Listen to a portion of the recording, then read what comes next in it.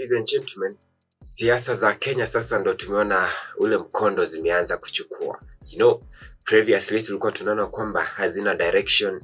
Tulikuwa tunaona kwamba viongozi hawajui vitu wanaongea.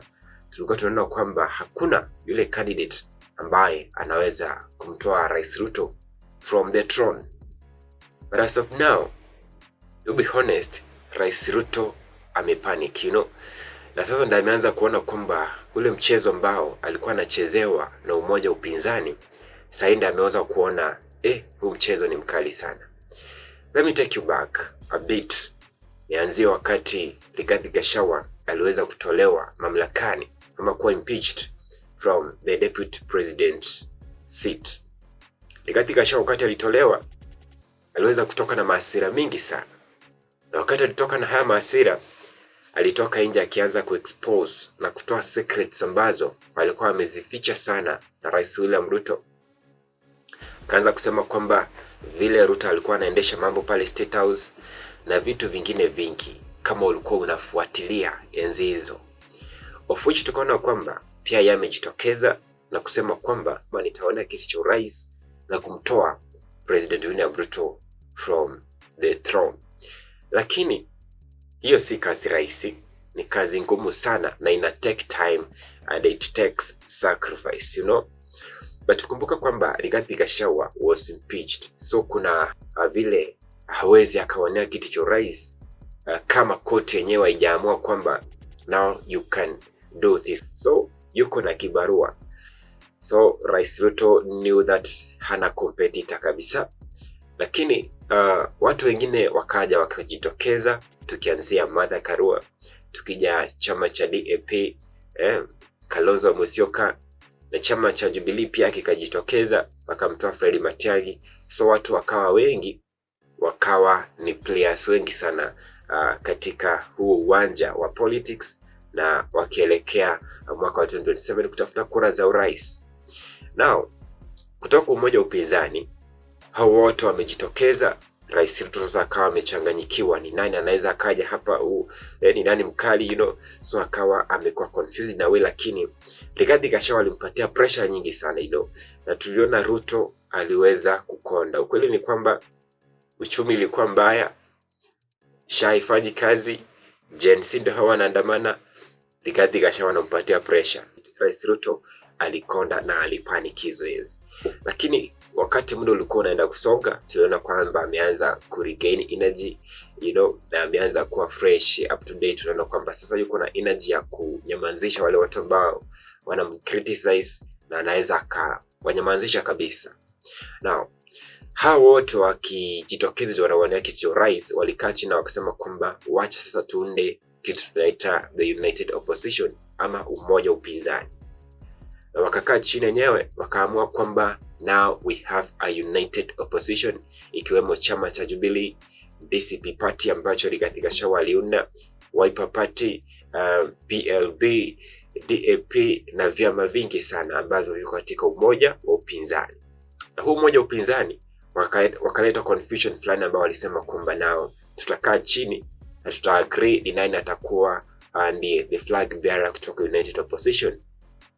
Ruto kidogo akachanganyikiwa, of which yeye anajua kila mtu anawania, lakini wakasema na slogan nyingine kwamba tutaleta mtu mmoja, tutaagree ni nani. Hadi wa sasa bado hawaja-agree. Lakini kuna mchezo fulani alichezewa. Umoja upinzani wakakaa chini kisirisiri, wakasema kwamba sasa wacha tumjaribu na Kalonzo Musyoka tuone vile atareact, wakamrushia Kalonzo Musyoka, Kalonzo Musyoka akaanza kuwa na speech pale, akaanza kucriticize serikali, akaanza kusema kwamba this government does not perform, haifanyi kazi, kuna utekaji nyara, ni wauaji na vitu vingine vingi. The president akaona kweli amenirushia Kalonzo Musyoka, na inakaa yeye sasa ndiye anaweza akawania kiti cha urais kutoka the United Opposition, kwa sababu aliona it's like yeye ndo the strong candidate from that UP. Lakini kweli ni kwamba aliweza kumkanyagia chini kabisa, aliweza kurespond harshly, na tukaona kwamba Kalonzo Musyoka ameenda chini sana. So tukiona Rigathi Gachagua alikuwa ameanza na ushindani mkubwa na ile slogan yao ya kupelekana kwa maneno, but these hata presidential candidates ni wale watu ambao wanacheza game yao chini chini silently, na wakitouch mahali wanajua kwamba hakuna comeback. So Rigathi Gachagua alikuwa anatoa secrets na hawa wana criticize kile kitu, wanajua kwamba Rais Ruto hawezi kuwa na comeback. So wakati Kalonzo Musyoka alijaribu ku criticize, lakini comeback ikakuja ambao ni kali sana, na tukaona kwamba hiyo comeback haina comeback nyingine. So he was totally kanyagiwa chini kabisa. Up to date, Kalonzo Musyoka does not speak on behalf of the united opposition, even though hakuwa anazungumza on behalf, lakini he tried to, kufikia sasa Rais Ruto hajajua ni nani mgombea wa urais kutoka to united opposition, lakini ukweli ni kwamba this year kuna vile ameona kiu fulani hawa watu wanajaribu kumchezea. Kulingana na maoni yangu, vile nimeangalia umoja upinzani wamekuwa akicheza ni kwamba wanamrushia mtu mmoja waone vile atareact, lakini wakijua kwamba kuna giant ama bull fulani ambayo tumeficha mahali, itafika wakati sasa tutamuondoa, tumwambie kwamba nenda sasa ukapigane na huyo jamaa, huyo mtu hadi kwa sasa wamemficha, bado hawajamtoa official waseme kwamba this is the person. I'm talking about one person of which nitamtaja sahi tu, ikiwemo unaendelea kufuatilia hii podcast ya The Republic Watch. Ukiangalia Rais Ruto sasa kuna vile ameanza kutarget watu fulani ambao wanamsupport this person. I'm talking about Fred Matiang'i, ikiwemo Kibagendi, ikiwemo Claudio Roba. Alikanyagiwa chini kabisa, akapelekwa disciplinary committee pale, akatolewa kama nominated senator, akaenda Nyamira County, kile chama cha UPA kikanyagiwa chini kabisa, na wakamfungulia mashtaka kwamba ni yuko corrupt na vitu vingine vingi. Saizi Nyariba ameenda chini. Tukaja Kisii County, Simba Arati pia alikuwa anasema kwamba the only person mwenye anaweza mtoa William Ruto kutoka kiti cha rais ni Fred Matiang'i, lakini saizi yuko ndani ya serikali, tumeona hivyo. So kuna vile serikali iliweza kuwanyakua wale watu ambao tulikuwa tunaona kwamba kuna wale watu ambao kuna say pale Kisii wanaweza kuwa na support fulani, lakini lately the person mwenye alienda kujaribu kutouch ni Anthony Kibagendi, of which tuliona kwamba sasa Matiang'i mwenyewe amejitokeza na kusema kwamba you have started now targeting my Gusii community, of which umeanza kuangalia wale watu ambao ni key allies wangu na unataka kuwazima.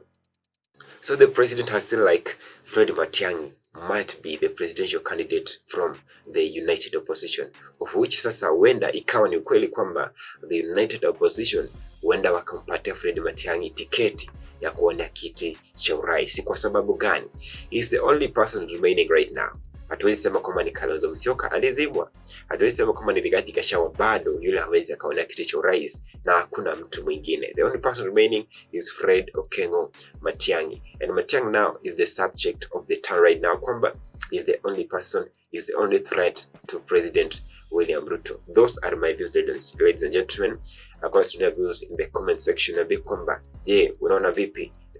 Fred Matiang'i, is he the main threat to President William Ruto ama ni story za japa? Let me know your views in the comment section, and this is The Republic Watch. Kombilamge Konge, thank you for the returning subscribers ambao wanazidi kurudi hapa kutizama hii political content, and for the new subscribers, thank you for your massive support. Let's meet in the next episode.